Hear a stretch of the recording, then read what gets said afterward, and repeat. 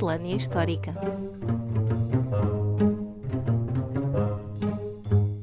Olá e bem-vindos à Miscelânea Histórica número 36 do podcast Falando História. Cá estamos os dois, eu, Roger Lee Jesus, e o meu parceiro podcastiano, Paulo M. Dias. Olá! E para enchermos os nossos ouvintes de curiosidades avulsas de assuntos diversos, o que é que trouxeste esta semana, Paulo? Bom, não sei se o verbo encher é mais adequado a este caso, porque quero falar de uma espada. Concretamente a espada de Dom Dinis, sobre a qual muito se tem dito nas últimas semanas, desde que a 24 de outubro passado, portanto 2022, foi divulgada a sua descoberta, que aconteceu, curiosamente, 2 anos antes, em outubro de 2020. A espada foi encontrada no túmulo de Dom Dinis, que reinou, como sabemos, entre 1279 e 1325, túmulo esse que está situado no mosteiro de São Dinis e São Bernardo, em Odivelas, e por isso conhecido normalmente como Mosteiro de Odivelas, simplesmente, uma instituição que foi, aliás, fundada por aquele rei. E o túmulo há muito que precisava de ser restaurado, e felizmente é o que está a acontecer neste momento. Com uma equipa multidisciplinar responsável por abrir não só o túmulo, mas também para o estudar e para restaurar, bem como a tudo o que se encontra lá dentro. E de facto, a equipa de investigação acabou por ficar muito surpreendida quando foi dar com esta espada, coberta por alguns têxteis presentes no lado direito do rei, dentro precisamente do túmulo. É certo que este já tinha sido aberto em 1938, mas a espada, por estar então coberta, não tinha sido encontrada. E trata-se, como temos visto pelas fotografias que já foram divulgadas, de uma peça notável. Sim, é uma peça extraordinária, muitíssimo decorada, com um punho de prata e ouro e vários motivos gravados, como leões, um cão e um coelho. E a espada terá sido produzida em finais do século XIII ou inícios do século XIV e mede pouco mais de 1 metro, com a bainha posta, claro está. Não é de toda uma espada que se utilizaria no campo de batalha. Pelo contrário, a riqueza da sua decoração indica que seria uma espada de aparato, ou seja, um objeto que servia para demonstrar de forma muito clara que o seu dono era uma pessoa rica e poderosa. E agora colocam-se as questões de o que é que vai ser feito à espada depois do seu estudo. Pois é isso mesmo, porque agora que destino é que se vai dar exatamente a esta espada e aos têxteis que se encontravam junto do rei? Embora a maioria dos especialistas pareça preferir a musealização destes objetos, talvez mesmo como peça central de um futuro museu construído em Odivelas, o facto é que há quem defenda a sua devolução ao túmulo, que para mim não faz grande sentido. Já que se está a restaurar a peça, não vale a pena colocá-la de volta no túmulo, onde acabará por se degradar. E, portanto, independentemente do museu onde a espada acaba por ser exposta, seja no Museu Nacional de Arte Antiga, no Museu Nacional de Arqueologia ou num museu novo em Odivelas, o que importa é que esta arma seja estudada e conservada em condições que garantam a sua preservação. E, claro,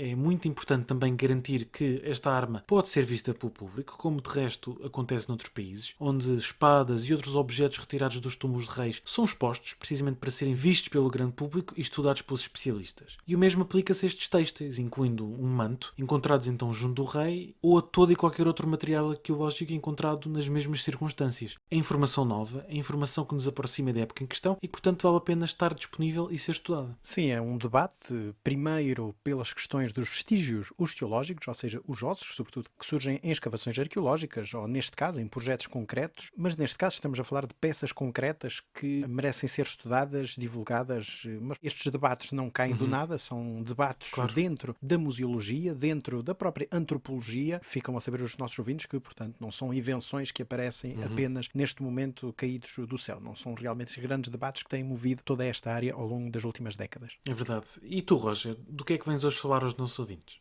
Olha, esta semana trago uma comemoração que estamos a atravessar, que são os 100 anos da descoberta do famoso túmulo de Tutankhamon em novembro de 1922. E como hoje estamos a falar de arqueologia, trouxeste também um dos maiores achados arqueológicos da história, que acabou também por marcar profundamente o imaginário popular. Sim, exatamente. E por isso vale a pena relatar, muito brevemente, claro, a história da sua descoberta. A missão esteve a cargo de Howard Carter, um arqueólogo amador, como eram praticamente todos à época, mas com muitos anos de experiência em escavações no Egito e que já tinha sido inspetor-chefe de antiguidades dos Serviços de Antiguidade do Egito. Estamos no tempo em que o Egito já se encontra neste mesmo imaginário popular, com as figuras dos faraós, das pirâmides, e isto sobretudo desde inícios do século XIX, com as expedições de Napoleão ao Egito. Mas o empreendedorismo de Carter só existe graças ao financiamento de Lord Carnarvon, de seu nome completo, George Edward Stanhope Molyneux Herbert, que era o quinto Earl de, então, Carnarvon. As escavações decorreram no Val dos Reis, uma necrópole perto da antiga capital de Tebas, e apesar de algumas vozes acharem que já não havia nada para descobrir, Carter acreditava que ainda havia potencial e por isso prosseguiu a partir de 1917.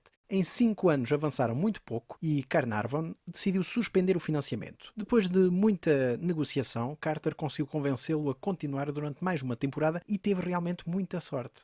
Porque foi nessa altura que se deu então o achado. Ora, nem mais. 7 dias depois de regressar, a 4 de novembro de 1922, dá-se então a descoberta do primeiro degrau para o túmulo, ou para a sua entrada, para ser mais rigoroso. No final do mês já tinham escavado até à entrada do complexo funerário, mas temeram que já não sobrasse nada porque os selos mostravam que já tinham sido arrombados, o que era bastante comum, visto que em milénios de existência os túmulos faraónicos tinham sido alvos de sucessivos assaltos. Entraram num corredor, já a 6 metros debaixo da terra, e chegaram então à entrada do túmulo, selada com o nome de Tutankhamon. Foi aberto um buraco e Carter espreitou lá para dentro. Demorou algum tempo a perceber o que via por causa da escuridão, mas também rapidamente percebeu que tinha à sua frente um tesouro inédito, que, contabilizado, teria mais de 5.400 objetos. Foi realmente o achado do século. E daí também o famoso sarcófago, uma das imagens mais icónicas de Tutankhamon, mas também de egiptologia em si, comparável até às próprias pirâmides. Sim, sem dúvida alguma. É realmente uma figura marcante e que vem à mente facilmente quando se fala no Egito dos faraós. Mas o sarcófago só aparece meses mais tarde numa outra câmara, que já é descoberta em fevereiro de 1923. E isto porque o achado foi tão grande que demorou meses e anos a ser tratado,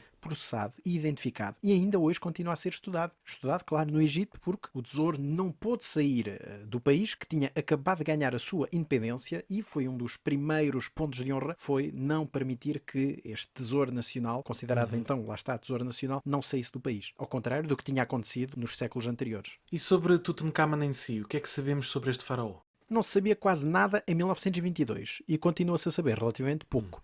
Filho do rei Akhenaten, os pais seriam irmãos, o que esta incestuosidade era até uma prática frequente no Antigo Egito, o que dá reminiscências, claro, na Guerra dos Tronos hoje em dia e até no House of Dragon, que acabou de sair. E, obviamente, que isto traz problemas genéticos, nomeadamente um pé deformado, o que alguns acreditam que sofresse, aliás, no chamado pé chato. Terá ascendido ao trono apenas com 8, 9 anos e casado com uma meia-irmã, o que poderá explicar os 2 fetos femininos que foram encontrados no seu túmulo, identificados como prováveis filhas, que não resistiram, lá está, devido a problemas de consanguinidade. E o que sabemos é que morreu muito novo, com cerca de 18 anos. E há várias hipóteses para tal, desde malária a um acidente num carro de combate ou até assassinato. O que se supõe é que a morte foi repentina e que não houve tempo para se preparar um túmulo decente e que aquele teria sido reaproveitado, ou seja, não tinha sido feito de origem para uma pessoa da sua categoria. E é realmente um assunto muito interessante e que prende ainda mais a atenção por causa desta incrível descoberta arqueológica. Sim, e apenas aflorei o assunto por alto para despertar o interesse junto dos nossos ouvintes. Para quem quiser saber mais, sugerimos um podcast paralelo intitulado 3 egiptólogos entram num bar, realizado por 3 jovens investigadores egiptólogos que dão a conhecer a história do Antigo Egito, e a descoberta do túmulo de Tutankhamon há 100 anos é o assunto do episódio 13, onde falam disto tudo de forma, claro, mais desenvolvida, e por isso remetemos diretamente para eles.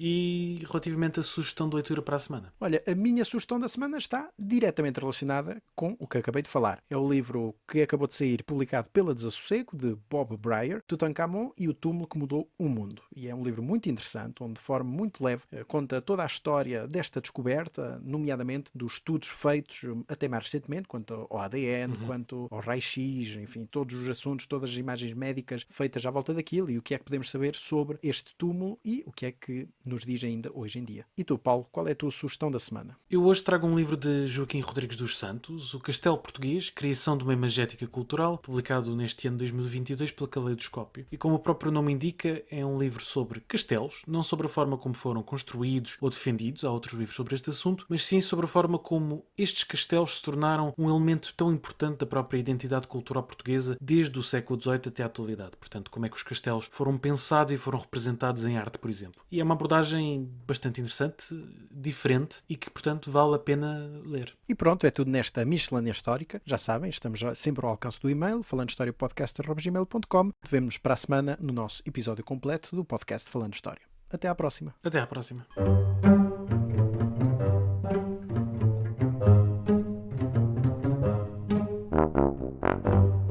Miscelânea Histórica.